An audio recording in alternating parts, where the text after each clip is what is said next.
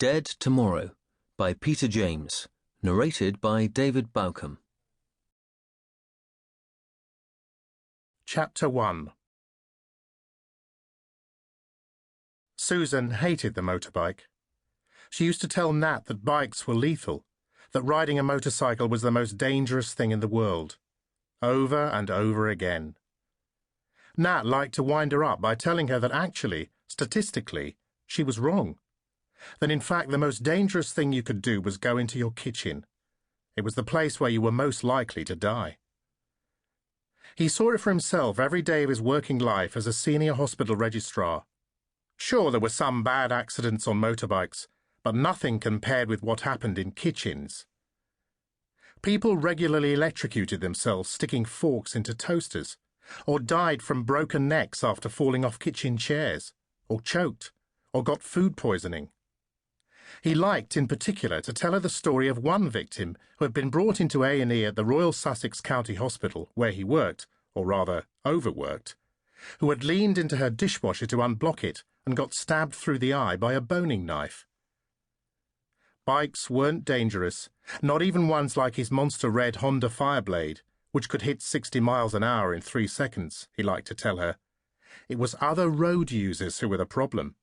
You just had to watch out for them, that was all. And hey, his Fireblade left a damn sight smaller carbon footprint than her clapped-out Audi TT. But she always ignored that. The same way she ignored his moans about always having to spend Christmas Day, just 5 weeks away, with the outlaws, as he liked to call her parents. His late mother was fond of telling him that you could choose your friends but not your relatives. So damn true. He had read somewhere that when a man marries a woman, he hopes she will stay the same forever. But when a woman marries a man, her agenda is to change him. Well, Susan Cooper was doing that okay, using the most devastating weapon in a woman's arsenal. She was 6 months pregnant.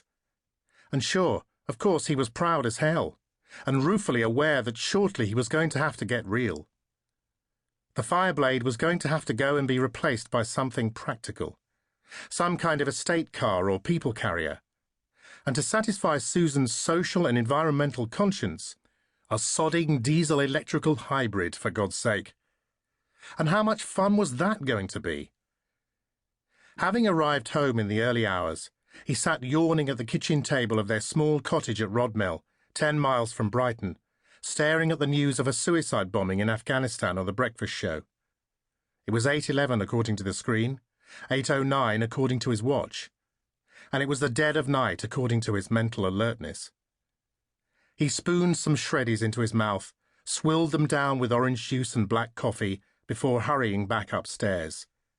He kissed Susan and patted the bump goodbye. "Ride carefully," she said. What do you think I'm going to do, ride dangerously? He thought, but did not say. Instead, he said, "I love you." "Love you too. Call me." Nat kissed her again, then went downstairs, tugged on his helmet and his leather gloves, and stepped outside into the frosty morning.